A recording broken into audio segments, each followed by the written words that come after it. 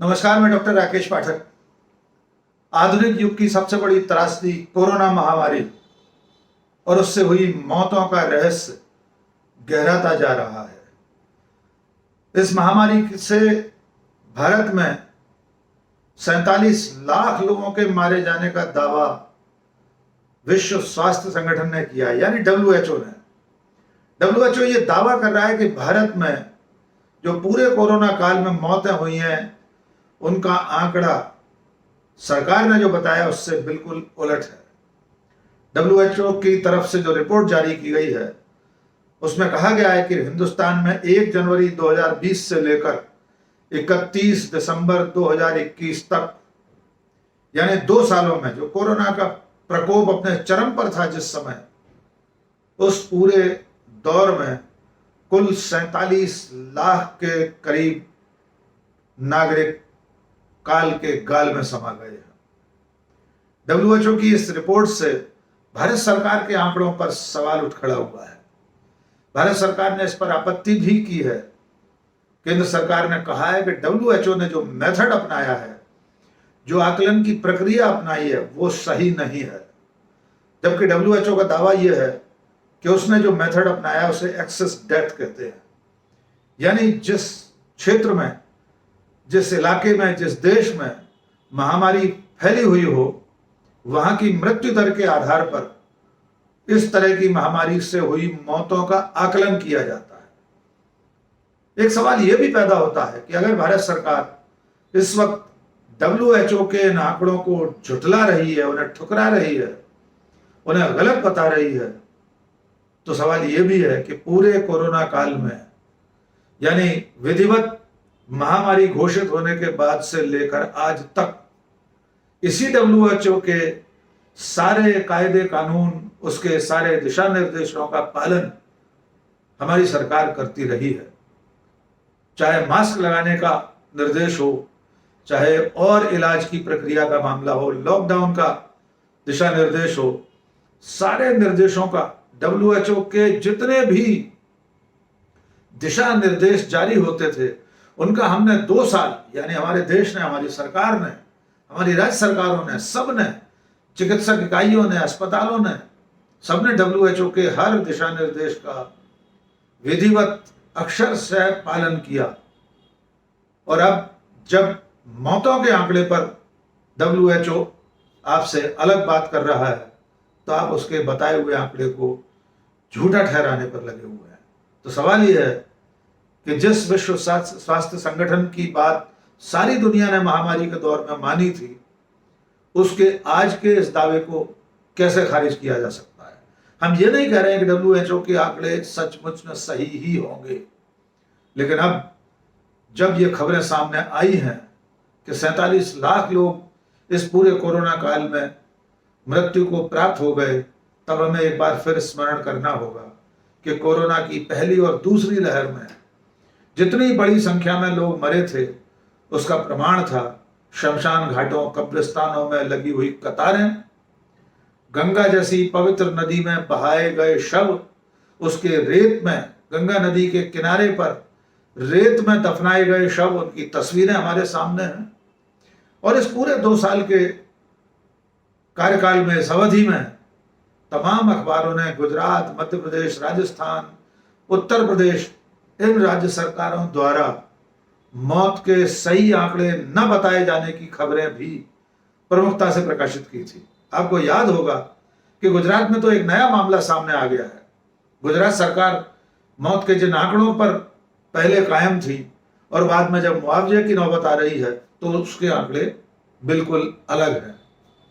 इसके अलावा केंद्र सरकार समय समय पर संसद में पूछे गए सवालों के जवाब में अनेक आंकड़ों से बचती रही है। जैसे जब यह सवाल पूछा गया कि कितने डॉक्टर और कितने पैरामेडिकल के लोग कोरोना का लोगों का इलाज करते हुए और इस पूरी अवधि में मारे गए हैं, जिनकी मृत्यु हुई है, तो वे आंकड़े भी बताने से सरकार ने इनकार कर दिया था। बल्कि यह कह दिया था कि भारत सरकार के पास, केंद्र सरकार के पास ऐसा कोई आंकड़ा नहीं है कि कितने डॉक्टर्स, कितने पैरामेडिकल के जो स्टाफ के लोग हैं, जिसमें एम्बुलेंस कर्मियों से लेकर नर्सेस और तमाम कंपाउंडर अस्पतालों का स्टाफ, उसका कोई आंकड़ा सरकार के पास नहीं है। सरकार के इस जवाब के बाद संसद में जब सरकार ने यह कह दिया कि उसे नहीं मालूम कितने डॉक्टर और अन्य लोग मारे गए हैं, तब इंडियन मेडिकल एसोसिएशन ने, IMA ने बाकायदा एक सूची जारी करके नाम, पते, ठिकाने के साथ सरकार को आईना दिखाया था कि इतने इतने डॉक्टर्स कोरोना काल में मारे गए हैं।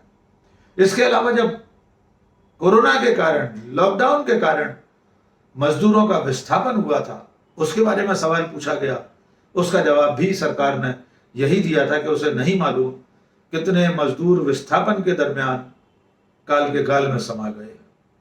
ऑक्सीजन से मौतों पर भी सवाल पूछा गया सरकार से कि ऑक्सीजन की कमी के कारण, हम सबको याद है कि कोरोना की दूसरी लहर में किस तरह लोग अस्पतालों की धरी पर और अस्पतालों में बेड पर ऑक्सीजन की आपूर्ति न होने के कारण मृत्यु को प्राप्त हुए थे। जब उसका आंकड़ा सरकार से पूछा गया कि कितने लोग ऑक्सीजन के अभाव में दम तोड़ गए, तब भी मोदी सरकार ने यही जवाब दिया कि हमारे पास ऐसा कोई आंकड़ा नहीं है। बल्कि यह कह दिया सरकार ने कि ऑक्सीजन की कमी से, ऑक्सीजन के अभाव में एक भी मौत नहीं हुई देश में।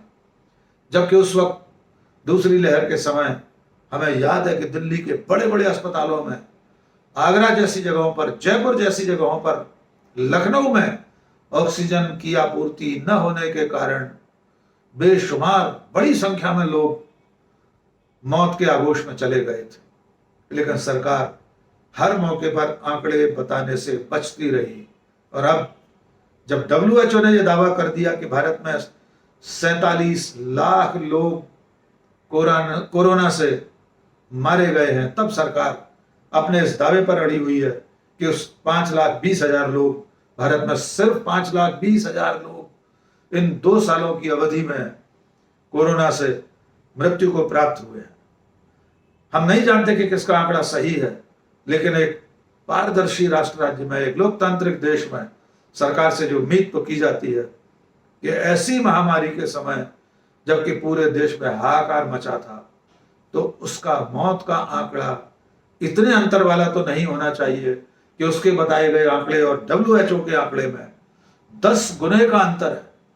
यानी दुनिया में कुल मिलाकर WHO का कहना यह है कि 1.5 करोड़ लोग मारे गए हैं, उसमें से 47 लाख लोग भारत में। यानी कुल धरती पर मरे लोगों में से तिहाई आंकड़ा भारत का है। और सरकार के बाद बताए हुए आंकड़े में और विश्व स्वास्थ्य संगठन के आंकड़े में 10 गुने का अंतर है। हम नहीं जानते कि हमारे आपके सामने सचमुच वास्तविक आंकड़े कभी आ भी पाएंगे या नहीं, लेकिन सरकार से उम्मीद तो की जानी चाहिए कि दुनिया का इतना बड़ा संगठन जो महामारी जैसे प्रकोप के समय पूरी दुनिया को दिशा निर्देश जारी करता है, उसके अपने तौर तरीके हैं, उसका अपना तंत्र है आंकड़े जुटाने का, उसके अपने मेथड है आंकड़े जुटाने के, तो क्या सिर्फ सरकार के एक खंडन से, सरकार के एक ऐतराज से, उसकी एक आपत्ति से इस बड़ी संस्था के दावे को झुठलाया जा सकता है? अगर हाँ, तो सरकार को उसके खिलाफ वैश्विक मंच पर आवाज उठानी चाहिए। हम चाहेंगे कि भारत सरकार विश्व स्वास्थ्य संगठन की मीटिंग्स में, अगली बोर्ड मीटिंग में अपनी आपत्ति दर्ज कराए।